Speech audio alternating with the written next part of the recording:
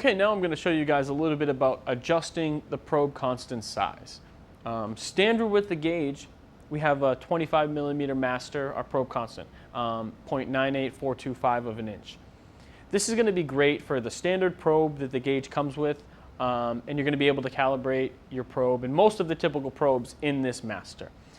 But, for example, if I utilize a pin holder, this is going to give me the ability to measure the ID of a groove, and I can still master in this with this probe, but say I needed to measure a deeper groove and use a larger pin, I could replace this 2 millimeter pin with a larger pin, but unfortunately maybe I won't be able to fit it into my master size. So if I want to change that, I can do that because the Gage needs to know what we're working with. So if I hold down the blue button, this brings me into my menu and I'll be able to follow through and cycle to the master size. So let's change the master size to something else. You'll see here it says Gage 0.98425. Again, that's our standard setup, and the Gage knows that we're mastering with that.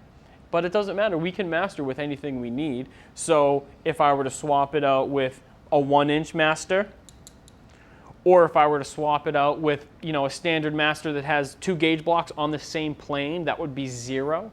Or even if I use my own gauge block setup. If I set a block horizontally on the plate, vertically placed a 2-inch block, say, and then put another block on it, all we're doing is we're replicating our master, but on a larger scale.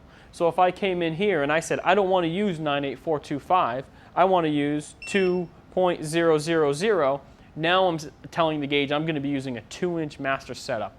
Perfectly acceptable. The Gage just has to know what it's mastering off of before you master your probe.